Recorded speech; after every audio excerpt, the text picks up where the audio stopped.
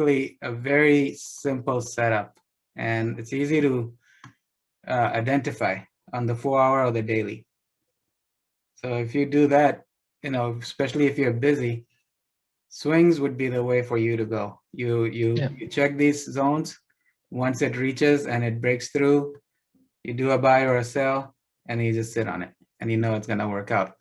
And you can't always be afraid of DD. As long as you mark them correctly, and say you did a sell here, it went up, but it was temporary, and then it came back down. So you'd have to sit through this. But I mean, that's simply it. And then, it'll do this thing, and then it'll range, it'll come down, it'll go back up, it'll come back down. But eventually it's going to work out. You just have to sit and wait on it. This here, if we did a buy, it went up, but then came down again, then went up again, came down again, then went up. So these downs, you can't be afraid of. It's going to do its thing eventually. So this is technical analysis, basically on price action based. Then you also want to, be on the fundamental side and know what the news is and how strong a pair is. So is CAD, stronger than JPY or not? If I'm selling this, that means I'm thinking that Canadian dollar is weaker than JPY. So you have to have that knowledge that it's weaker or stronger. But how you know that is by the reports the economy makes. Is Canadian dollar, if they're reporting that sales are good and this is good and that is good, that means they're gonna go strong, which means they're stronger. And if JPY is, doing, bad, then obviously you don't want to buy CAD against JPY, so you want to keep up with that too. One tool I use is FinViz all the time. This will tell you right now CAD is stronger than JPY. But that's going to change because JPY's news has been good and positive. That's why you see some strength in CAD right now, but I think it's going to drop again. Okay, understand. Yeah, so fundamentals and combine that with analysis, and you'll be able to find good trades without a problem.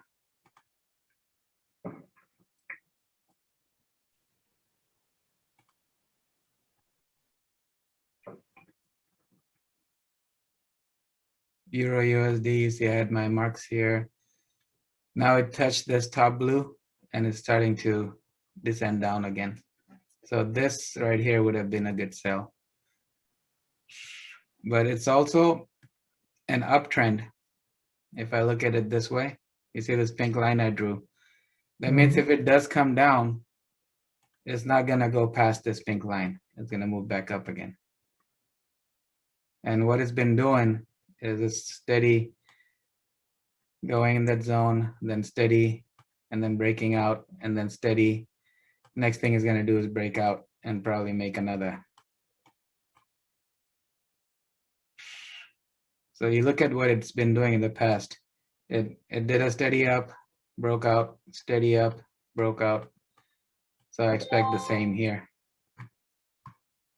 EMAs are for scalping too, or are they important for our swing trades? What? I'm sorry?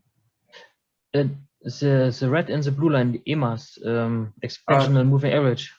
Yeah, the EMA. Yeah. So these I only normally use for swing and day trades. These are set at 10 and 20 EMA, and those are good for longer trades. If you want to use it, EMAs on scalping, you want to use 3 and 9. Okay.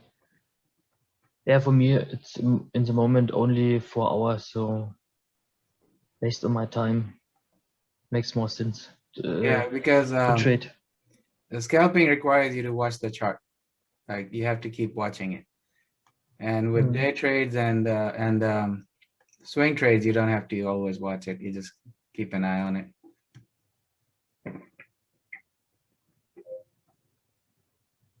Oh man, it's really shooting through.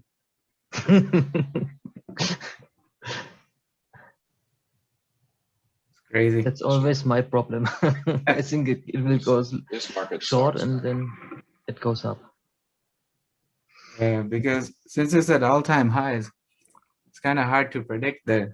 You don't think it's going to keep going high, but it does. This week, it's all the pairs have been doing that. They've been going up and up. Morning. Morning.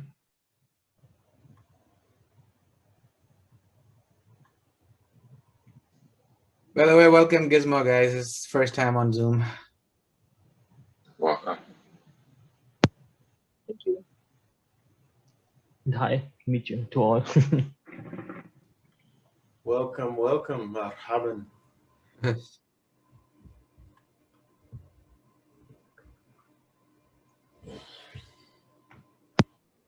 We had a guy hang out with us yesterday. He made $700 on just the Zoom calls, which was pretty good. And he hung out all the way through. Today's not gonna be a long one. It's probably just a few hours, and then I'm gonna log off. It's Friday. It is Friday. You see this stupid CJ?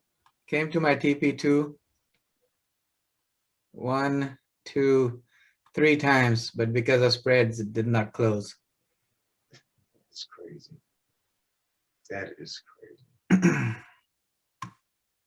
But we already collected TP1, so that's fine. They're showing a little bit rejection now. Yeah. The indices. Those indices are on fire. Yeah. And what is the fundamental reason? Fundamental, I'll go over news now. There's a lot to report on news. Before you do, I wanted to ask Igna. Igna had, I think it was in Trade Ideas. Yeah, he said NZD CAD sells on the 4-hour with a question mark. And I had put it up. I had put it up in my tab of a NZCAD trade idea for possible shorts. Yeah, it is selling off right now. Yeah, And that's the 4-hour, so it's a good sell-off. I don't know where he wanted to sell it, but I didn't get it. I didn't sell it. I don't like taking trades before I go to bed okay. because I want to monitor them. So I only took one. I took the euro odd. And that one is dead. Yeah. But this one took off for sure. NZD's been strong all week, so naturally it's kind of losing momentum right now. I saw it coming, and it was at that resistance Up here. Yeah. Yeah. I saw it coming. I was like, this thing's gonna turn. I know it. But I put it on just before I went to bed. But I posted the idea before I went to bed. It moved 35 pips since then. Just wondering if anybody heard me yelling in the woods. Yeah, I should have took that trade. Yeah, so right there was a major resistance zone. It's also the pivot point right there as well that it broke through. So yeah, right now it's looking good to go here to the 200 for sure. Or even down here where the next major zone, and which is pretty far ways. So it's still got ways to go if it makes it down here to the next zone, which is more up like this. But that's still long ways. Mm-hmm. Good pickage. I put out at the same time, I put out one for NZD USD as well. And that one isn't falling as hard, but it went up to a similar resistance, and I was looking at that to see it coming down.